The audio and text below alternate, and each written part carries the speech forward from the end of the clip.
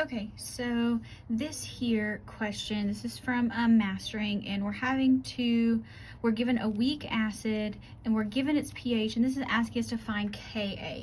So we're going to start the same way we work all of these. So it doesn't say what it is, so I'm going to use my generic acid notation of HA, and it's going to dissociate into hydrogen ions and anions. Conjugate base.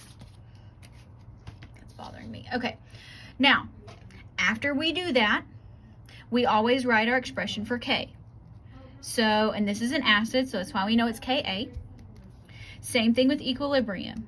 Products over reactants. Now, what we need to do is we need to determine, do we need to make an ice table? Yes, of course we do. We should make an ice table. Plug in things that we know. We know that we are starting out with a 0.156 concentration of acid, none of this. Now, we're going to lose acid and we're going to gain products. So at equilibrium,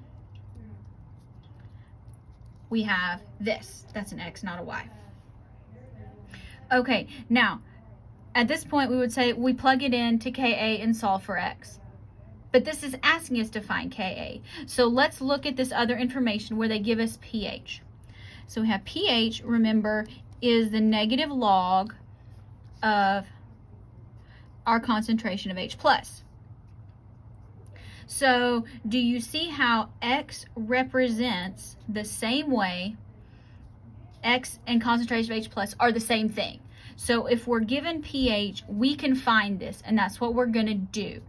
So in order to undo this log, we know, or if you don't know, that's okay, the hydrogen ion concentration is going to be 10 to the negative pH value. So that's going to be 10 to the negative 4.5. And let's find out what that is. I need my calculator. My calculator says that is really glared. 10 to the negative 4.5. All right, so this tells me it is 3.16 times 10 to the negative 5. Now,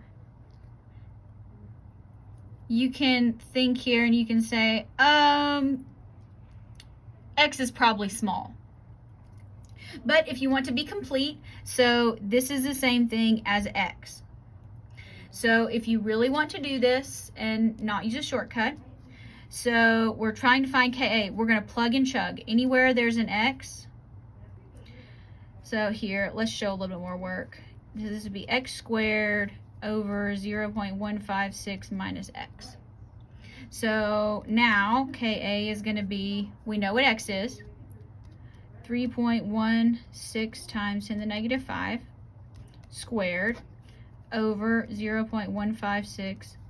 If you want to do minus 3.16 times 10 to the negative 5, you can. That's going to be basically irrelevant. Okay, so let's see if I'm smart enough to do this in the calculator in one step.